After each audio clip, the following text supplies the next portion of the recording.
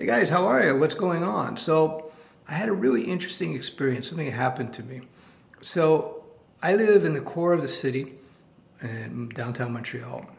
And this famous author, he just tweeted that, hey, I'm at this bookstore, which happens to be literally like 2 minutes from my place.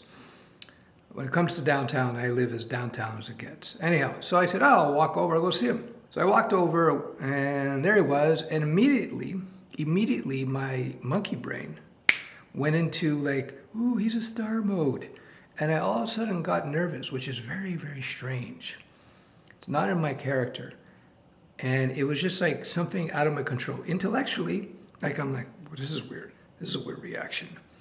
It's kind of like occasionally, I'm not at this guy's level. This guy's sad. He's a huge, huge guy. But I get people who approach me on the street and they react. I can tell that they're reacting in a similar way. It's this whole monkey brain thing. So what is this? This is this Starstruck thing. Even though I don't really, like this author, a good guy, seems like a great guy. I don't really consider him a huge star. I'm not like a fan or anything. I really appreciate his work. He teaches at my former university where I went to university. So there's a bit of like, I don't know, a collegial connection there in that regard.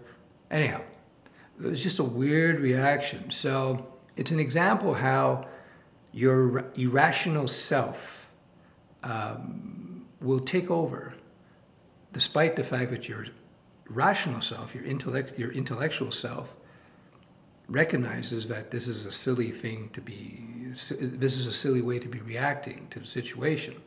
It's just a dude. And so what do you got to do? I think it's association.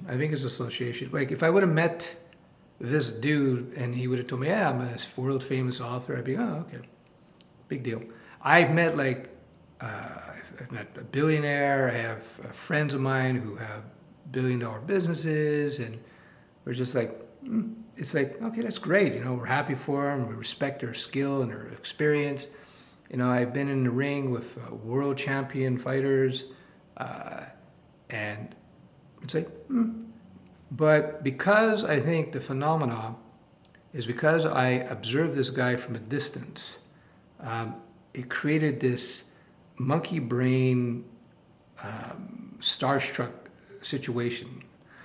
So my guess, off the top of my head, is that my brain just saw him as the alpha.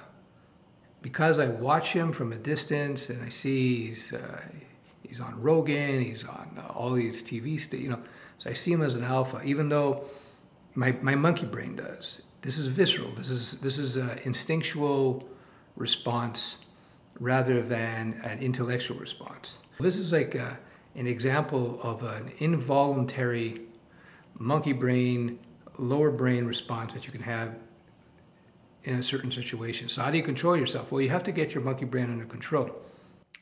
And there's things you can do, deep diaphragmatic breathing, just to reverse it. What else you can do? You can de-pedestalize the individual, not tear them down, not insult or anything like that, but you have to train yourself to say, these are just people. You got to keep repeating to your monkey brain, because the monkey brain just responds to repetition. This is just an individual. They have no power over you. It's not this the starstruck feeling that you have is not warranted. It's fake in a way. Anyway, it's the way humans are designed. I just thought I'd let you know. I've had this experience just now. I was just like 20 minutes, half an hour ago. I thought I'd share it with you guys. What I think, I'm trying to think if I've ever had this before. No. The only time I ever got super nervous is like with some super beautiful women when I was younger. So if you ever meet somebody that you feel yourself starstruck, you understand the mechanism behind it. It's just the monkey brain, deep diaphragmatic breathing. Try to remind yourself they're just individuals, and try to calm yourself down. It's very interesting, but I think we're all subject to it, so I wouldn't be too concerned about it if it happens. It's just kind of awkward, though. All right, we'll talk soon. Bye-bye. The Coder in the Car series is well on its way in terms of the planning. Now I'm just setting up the dates and the bookages. And so I'm going to be traveling down the east coast of the US starting November.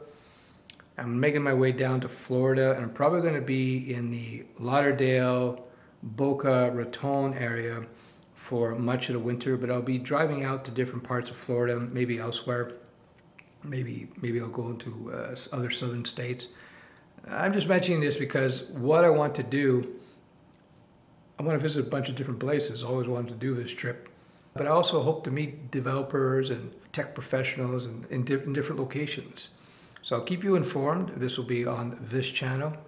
But it should be a lot of fun. It should be a lot of fun. So yeah, we're just making arrangements now for the house. I'm going to probably rent a house somewhere in South Florida. So just hang out there for 4 months or so. It's not uncommon. I'm from Montreal, Canada. It gets super cold in the winter, and I'm in the Quebec, the province of Quebec, which is the east side of the country, for those who may not be aware. And it's very common for us Quebecers to head down to Florida for the winter. In fact, several of my family members, 1, 2, 3, 4, off the top of my head, they're going to be there all winter. And I have several friends down in Florida as well. So should be cool. Anyway, that's about it. We'll talk soon. Bye-bye.